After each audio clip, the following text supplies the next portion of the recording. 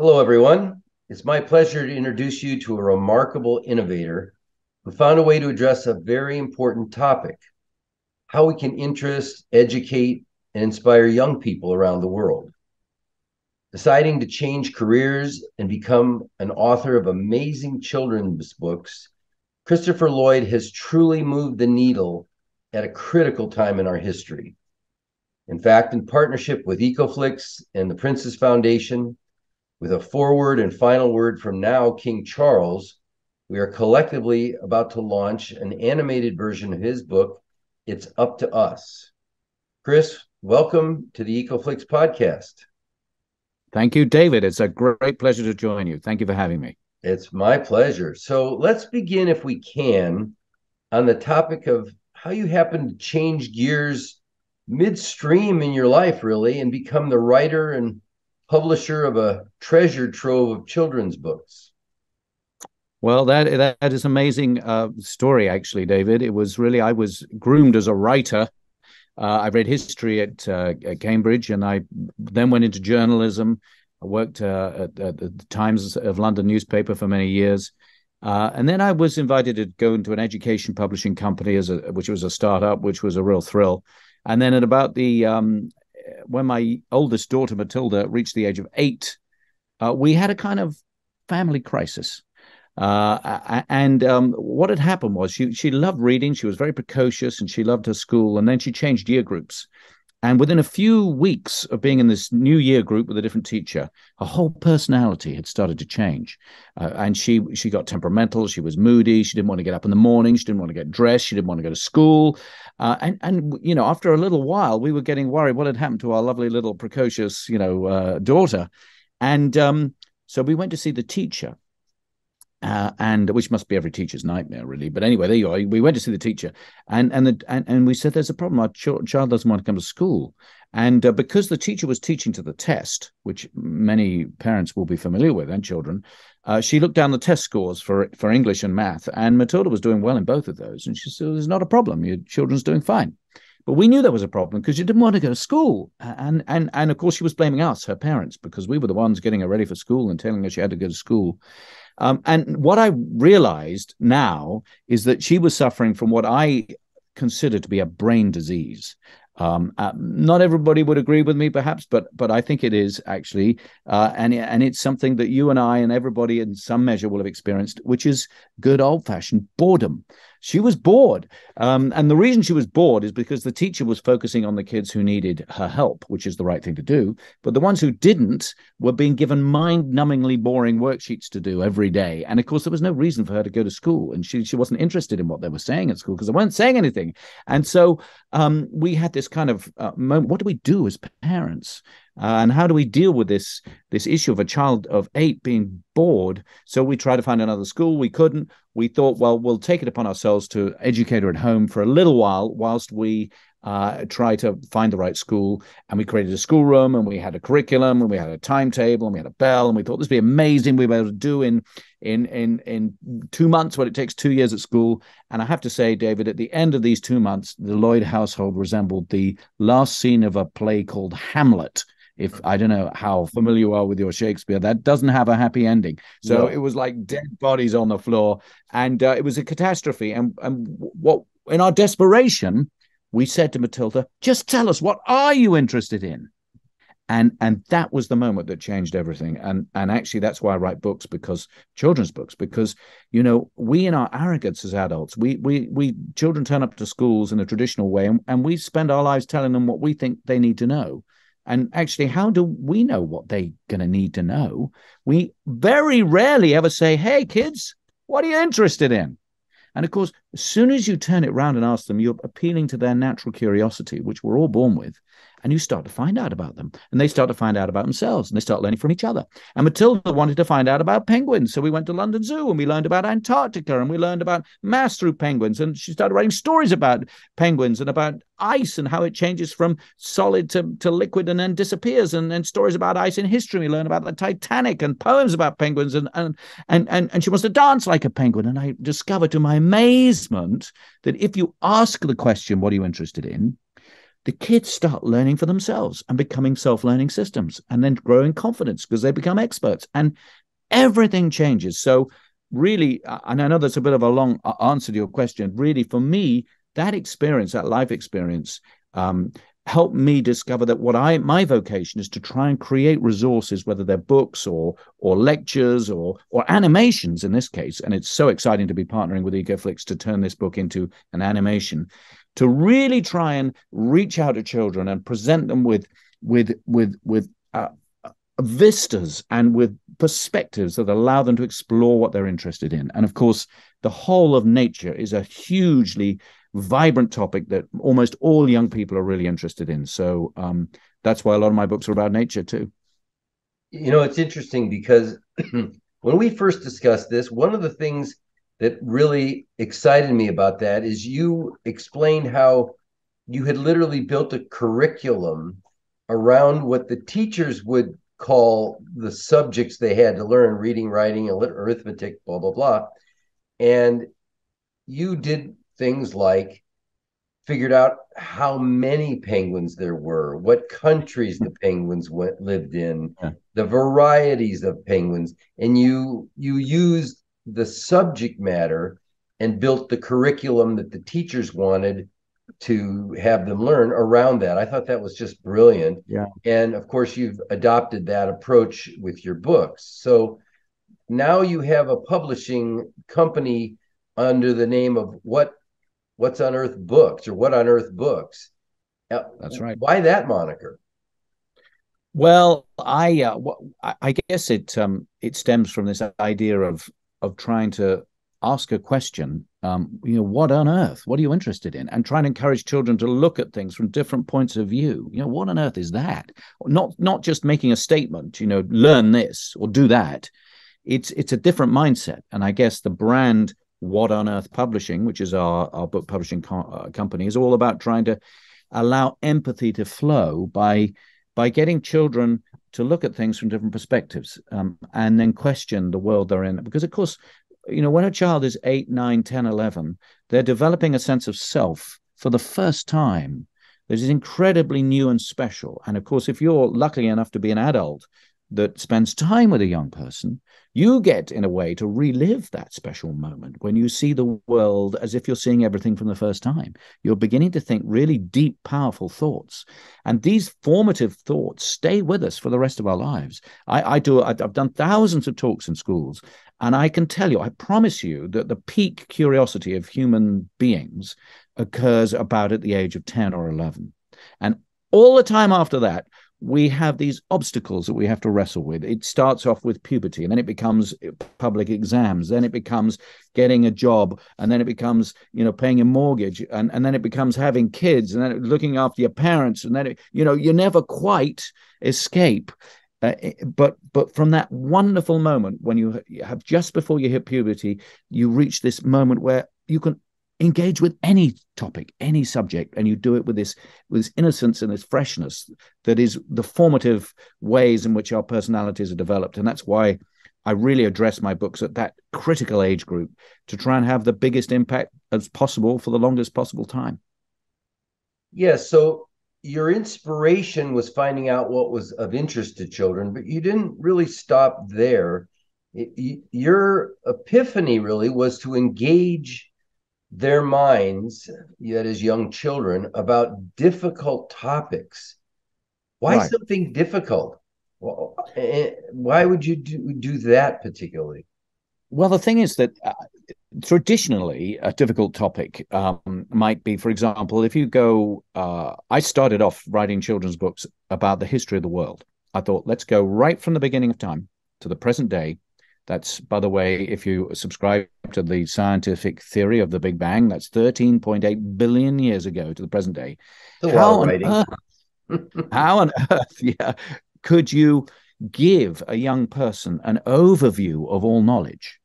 Because that isn't done in schools. It's like too difficult. Well, we'll do a bit of ancient history, and we'll do a little bit of medieval times and Magna Carta or something, and then we'll go in and do the Second World War, and then little snippets. All these fragments don't connect. It's like dishing up a pane of shattered glass to a young mind. It's all little bits, But I didn't want to do. I wanted to step back and see the whole thing. So I actually wrote a book called "What on Earth Happened" for adults, and from that I distilled it into an infographic. And if you can use a visual language to speak to children, this was to create a timeline. I don't know if your viewers can see this, David. This is what it is called, a wall, and you can read it like a regular old book by turning the pages. But then you can unfold it, and you've got 1,000 moments from the beginning of time to the present day. And it's not very good on Zoom, so I apologize. But if you get the idea, and all the different colored streams of different parts of the world, and the timelines on the bottom, so you can see that 500 years ago, over here, we've got Henry VIII, we got Martin Luther, we've got Columbus discovering the Americas, the Incas living in Machu Picchu, and we've got the Ming Dynasty building the Great Wall of China, and Copernicus discovering the Earth goes around the sun. And it's beautiful for making connections. And what I've realized is if we can make connections in children's brains rather than chop information up into fragments that don't connect, then their curiosity will flow. So I guess in some ways that is difficult, because it's difficult for schools when they are so used to a silo-driven system to connect knowledge together. But to my mind, it's much more intuitive. And also for young people, because if you allow them to make connections, then they are inevitably going to be following their interests, and they become the agents of their learning. And of course, it becomes much more personal, which gives them a much bigger investment in their own learning. So they become those self-learning systems that can adapt to the future. So although difficult in a traditional setting, I think it's in a way much, much easier when you take away the baggage of the sort of Victorian mass-produced education paradigm and you start thinking holistically at the level of the individual child. Yes, although some of the simple approached topics that you use were the Magna Carta, world history, and of course, as you just described, the history of the world. So it's just the pre-world and then the occupied world, shall we say. So you've got all these really unbelievably complex things, and then you naturally migrated into climate change, which we have enough trouble engaging adults on these topics. How do you make this work for kids? Yeah, well, climate change is one of those topics that is absolutely interconnected with everything. I mean, it's like doing the history of the world, to in a way. So for me, as a kind of big history storyteller for young people and their parents and grandparents, who are key stakeholders, and their teachers in a young person's life, climate change is like a sort of an obvious challenge, an opportunity, because it's about nature, it's about economics, and it's about politics, and it's about culture, and it's about personality, and it's about engineering, and it's about everything, really, all jumbled together, which makes it very difficult for, again, kind of traditional paradigms to try and get their heads around. But actually, when you talk to a 9 or 10-year-old in the language of images and pictures, and simple narrative, which is what we attempt to do in It's Up to Us, it becomes a whole lot simpler. And this particular project, It's Up to Us, building a brighter future for nature, people, and planet, was really originally inspired by the then Prince of Wales, now King Charles, who came up with this idea of a new compact, a new treaty that we need to have with the planet, which he called Terra Carta. And of course, that is in itself an echo of what we were just describing, Magna Carta. And as it happened, in 2015, I did a book on Magna Carta for children with a big timeline, because it was the 800th anniversary of the moment King John of England, bad King John, who was a tyrant, an absolutist monarch, was forced to agree to a set of rules. And the idea was that the government, or the king, was subject to the law. He couldn't just make things up and do whatever he wanted. And that moment, just over 800 years ago, is regarded as being a really powerful and important moment in the establishment of the rule of law. And so there were the big commemorations for the Magna Carta 800th, and I did a book with the Magna Carta Trust, went to all the schools in the UK. And so when His Royal Highness, the Prince of Wales, suggested we needed a Terra Carta, a new set of rules, not between each other, but with the planet, I immediately thought, yeah, this is a great concept. And he was addressing business leaders, wanting them to sign up to his Terra Carta. And I thought, hang on a minute, we need to also engage young people, because many business leaders, their minds are made up. They're focused on their next quarter results. They're interested in their new next product. How can we influence them? Maybe the best way is through their children, because every time a businessman goes home and he's reading a bedtime story with his child, he's in a completely different mindset. And if we can make climate change something that becomes a bedtime story that's nonfiction, that raises questions, and we can activate young people to ask these questions of the adults in their lives, then maybe we can have a bigger impact over time than just getting businesses to sign up to some set of words which they may or may not pay attention to. And fortunately, the Prince and his team seemed to think that was a great idea. And we had COP26 coming up that was in Glasgow in 2021. And so we had a little window of time where we could put our team together and try and come up with a way of telling the story of climate change for young people. It's up to us. So that's really the background. So the Terra Carta was sort of the inspiration, and your model is generally built on illustration. And so you had this unique concept that came to fruition in this book, using 33 different artists worldwide to illustrate the pages of the book. Something of a metaphor for the project itself, really, because the whole world basically is in the hands of the children, whether we like it or not. We've messed up the planet pretty good, and we need them to save us and save themselves and the future. So tell me a little bit about finding and bringing these artists to this amazing project. Yeah, it's a really interesting question, David, because the natural instinct of a publisher or an editor and an author is to find an illustrator who will illustrate the whole book. So the whole thing can be done with a continuity of style. And but we actually took the completely opposite approach with this one. And the idea was say, well, actually, why don't we try and reach out to as many different illustrators as possible, in as many different parts of the world as possible, to get as much diversity of artistic style as possible, to try and enrich the story so that as you go from page to page, you realize that it's not just one culture or one perspective that's going to be able to help tell the story or solve the problems of climate change. It's everyone. It's wherever you are in the world. We're all breathing air. We're all emitting carbon dioxide. We're all, whatever our age, whatever our cultures, that we're invested in this. So in a way, it made sense for the philosophy of the book. Another thing is that one of Prince Charles's Terra Carta pledges was that we have to work as a team. And it seemed to us to be the right thing to do, to work with as many artists as a team to tell the story, rather than just delegate it to one person and just be it through one perspective. So there are 33 artists. That's because there are 64 pages in the book, so we need 33 spreads, essentially. We just went about trying to find people who would work with us from as many different countries. So we got Chinese artists, Japanese, Argentinian, Russian, Kenyan, Australian, Aboriginal Canadian, American, British, all kinds of different artists from all over the world. And I have to say, it's been a most thrilling project. And it was so exciting seeing their artwork come in, because only each artist is responsible for one spread.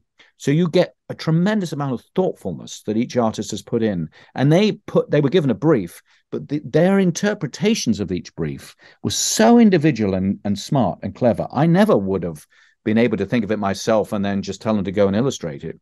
And perhaps if I show you a few pages of the book, if we have a chance to leaf through one of them, I can show you some examples. That'd be great. Of how the artists put in their own thing. Shall I do that? Let's do that.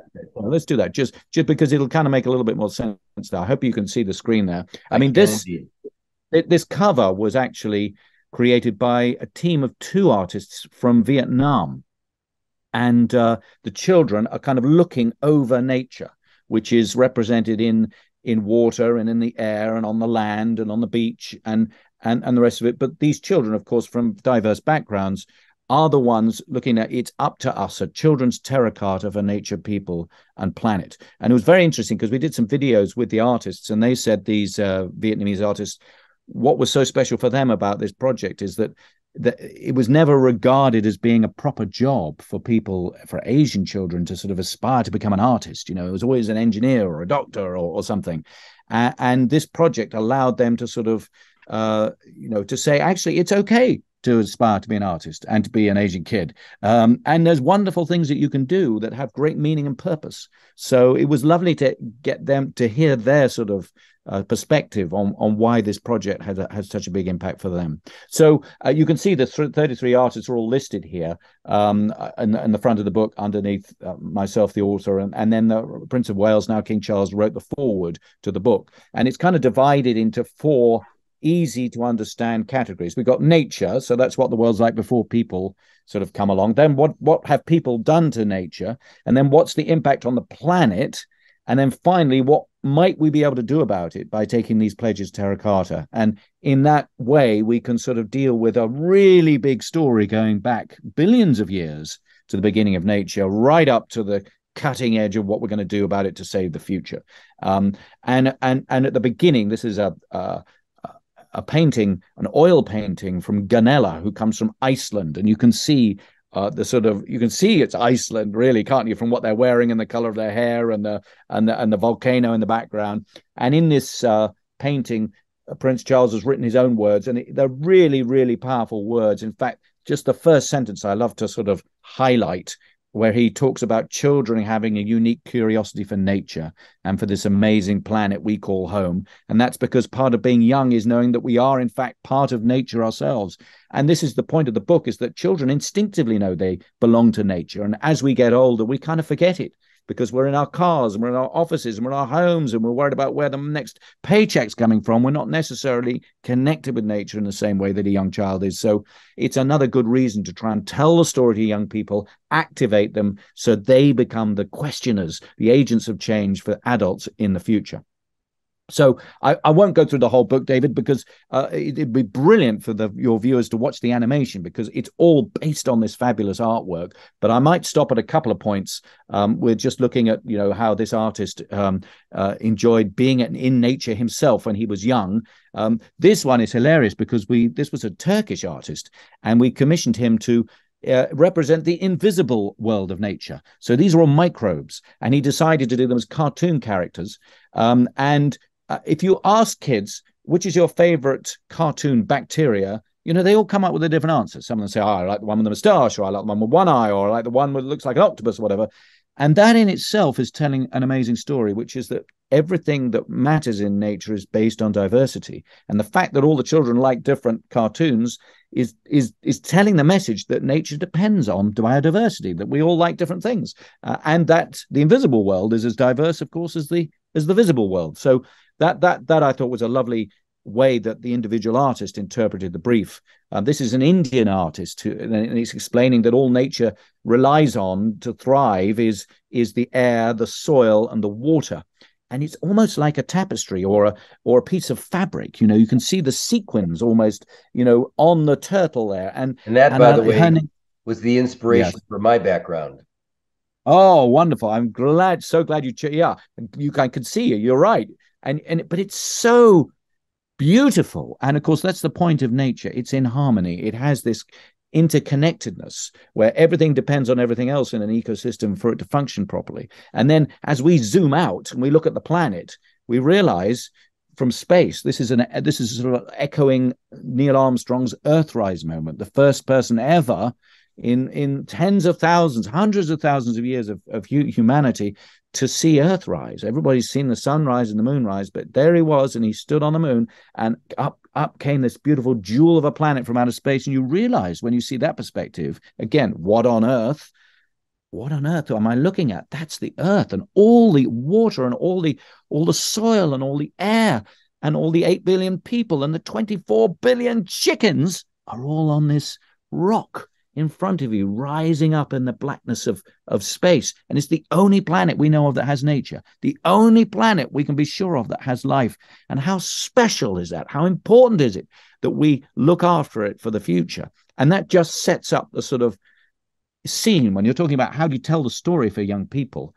We've got to set it up. We've set up the scene. Nature is incredibly valuable, but what have people done to nature? Now, this artist, who's an American called Sidney Smith, and quite a famous artist, actually. It's a beautiful painting of children looking out over the ocean on the beach, but of course you can see trouble is brewing in the background there with the sort of industrial complex and the smog going into the sky, and humans have done things to nature. We talk about consumerism and how our everyday worlds are very artificial worlds. This is an Argentinian artist, and how agribusiness has sort of converted the countryside into something that's poisoning the land and poisoning the sea. And you can see the coral reefs are bleaching here, and how in our everyday worlds, this is an Israeli artist. Now, I wanted to point this out because here we have people who are just getting on with their lives regardless of nature. You know, for a long time, people thought there were so many animals and plants, such a big wide ocean, we could carry on like this forever.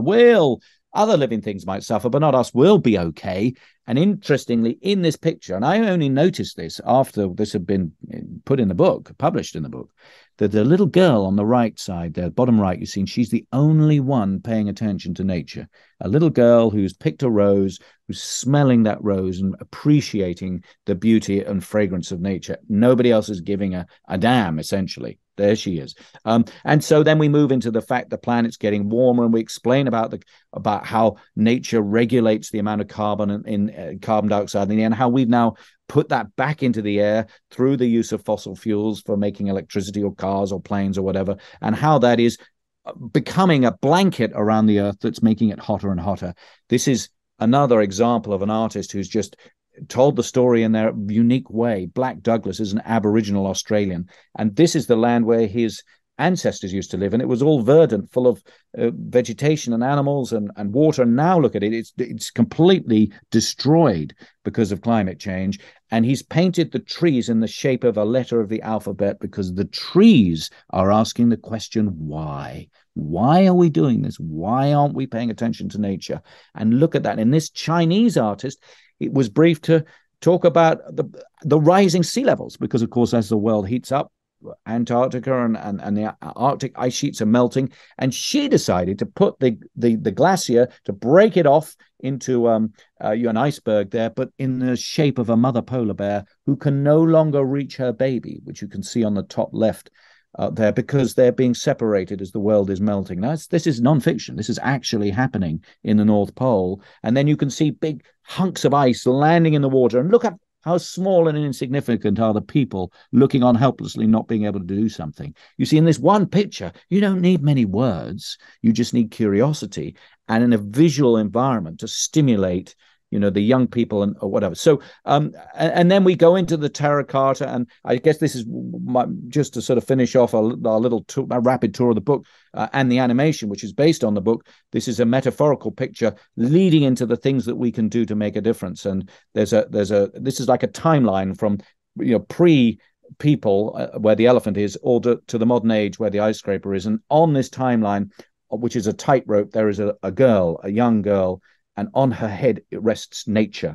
And if she falls off the tightrope, so nature will also collapse. But there are these seeds of hope that are falling onto the ground, and these are the Terra Carta pledges. Things like using reusable energy, rewilding nature, thinking thoughtfully about what we buy when we're consumers, that it hasn't traveled far and we're buying things in season, listening to the wisdom of indigenous people. This is that Canadian artist I mentioned. Working as a team. This is an Irish artist, in order to address, and the most important ceremony of all here, we're back to the Vietnamese artist from the start here, planting a tree, which of course sucks out carbon dioxide from the air. And all these people from different backgrounds are coming together to demand that we can do this, we must do this, and we have to do it now, because it's up to us. It's not just a story. It's a message to try and activate young people. And then all the artists are sort of profiled in the back, and you get an idea of the incredible richness of not only the story, but the way that it's told visually through these different cultures.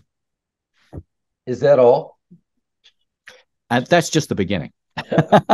Because, David, when people see this whole book brought to life in animation, wow. And I have to say, maybe David, you could just give people a little flavor of what you've done and Ecoflix has done to bring this to life. Well, we should talk a little bit about that, because I had the pleasure of meeting and talking with you a few years back, and the idea of animating the book came up, and I thought it was something that would really spice up what normal children's books, they read them over and over again and they love their books, but they don't really have an understanding and they don't engage in the same way as they do with cartoons and things of that Mhm. sort. And so I thought we could marry the two.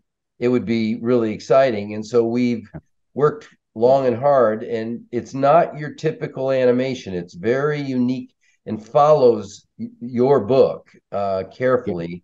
It doesn't change any characters. The artwork is all there. It was quite it a is. challenge to plan and execute. So we're very proud of it.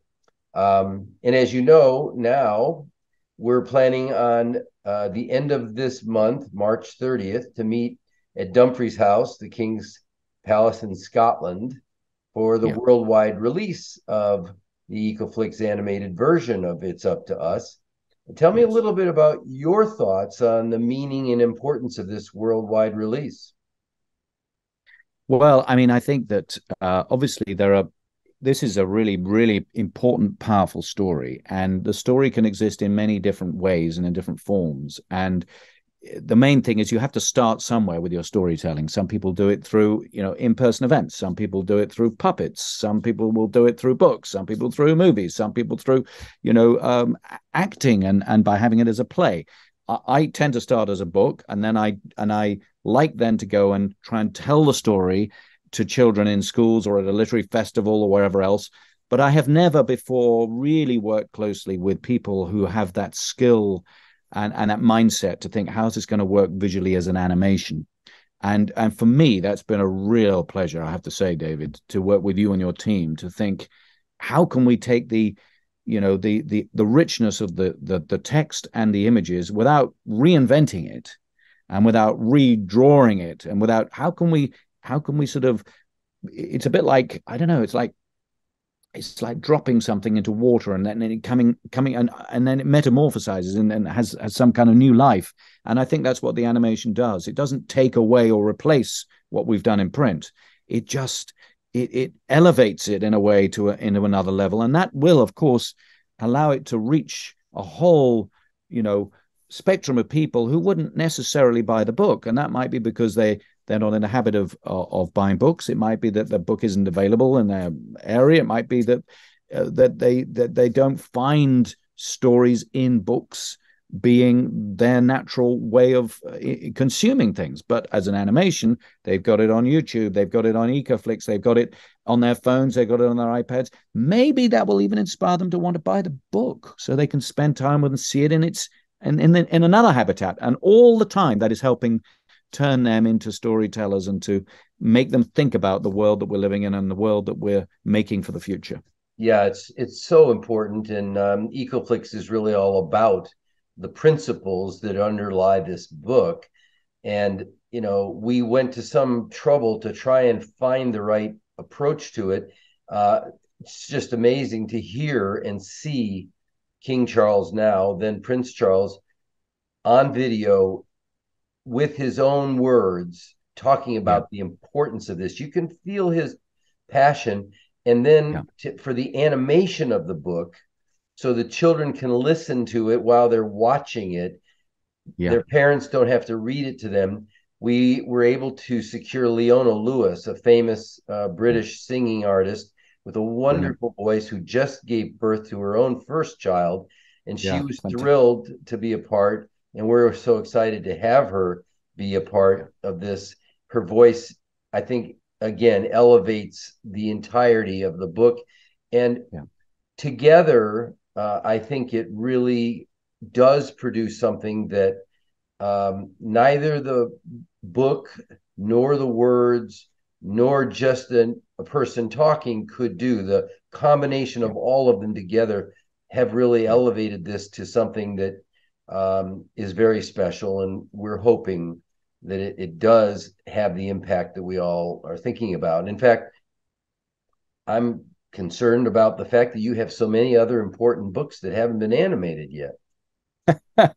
Well, David, hopefully this is just the beginning. All right. I mean, I think, you know, I think what your team has done is really special. And I think other animators actually should take a lot of notice and interest in the approach that you've had, because I do think it's more often you would find an animation studio or an animation team would think, well, how can we convert this or recreate this?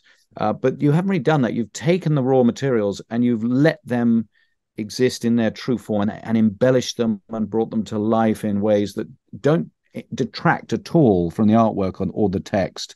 They just lift it so that when you're consuming it on a screen, the expectations you have of screen-based media are not just fulfilled, but actually exceeded, I would say. Yeah, it was a very exciting process and challenging for the reasons you're sort of touching on. We were reaching for something that we didn't know existed. We weren't Right. thinking about how it would end. And it actually, the animation was made in layers, in stages, Yes. because Yes. we couldn't get to the end in one process. We needed to use Mhm. different processes, no cartoonery at all, No. just the images from the book with some lifelike additions, with the pages moving and the images.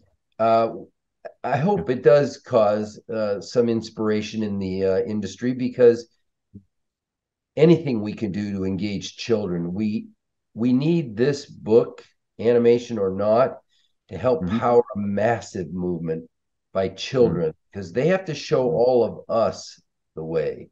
Adults I think so. have missed this boat. It's sailing Yeah. off without us, and we need the children, as you say, not just to talk to the politicians, but to Yeah. everybody. We need Absolutely. them, and nature needs us. There's no question about Yes. it. Yeah, you're 100% right. And I was giving some talks this just last week in schools here in the UK, up in Birmingham actually, because it's World Book Day. So authors are invited to schools a lot in March, and there was a whole discussion of the kids were. I gave my talk about it's up to us, and then we started getting them to write their own Terra Carta rules or ideas. And there was one little guy, his name was Lewis, and he was absolutely determined. He definitely wanted to get the school to invest in solar panels. I mean, why on earth haven't we got solar panels on our school? And there are a lot of, so we talked about how we could create a petition and how he could go about fundraising, and how he could measure the amount of energy that's created from the solar panels and incorporate that into his maths, and there was almost no limit to the opportunity for the children to get engaged in making something happen for real in their school that the adults simply are not focused on. They're not worried about solar panels and teachers. And this is my point about we can't leave it to the grown-ups, because we've kind of lost our sense of attachment to nature in many instances. And Yeah. it's through children we can be reawakened. We have another book, funnily enough, David, that's on the in the baking oven at the moment, and it's very much on this point that you've just mentioned about activating children. And it's called How to Teach Grown-ups About Climate Change.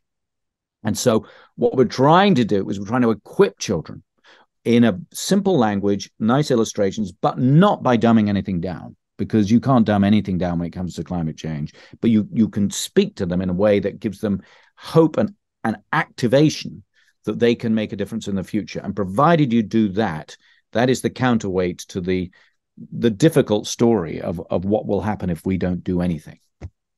Yes, I think without the children, I mean, Greta Thunberg, I think, has really caused a lot of people to recognize the importance of children. She's growing up, obviously, as we all do, but at a very young age, I think she penetrated sort of the armor that people have placed over their own consciousness to take away their own sensibilities. If you are in nature, if you go out to a natural place, you open Mm-hmm. back up. But while We you're do. in the city and you're in places with hardscapes and no nature, Yeah. it's very easy to think you're insulated from all the problems that we're causing to the rest of the planet.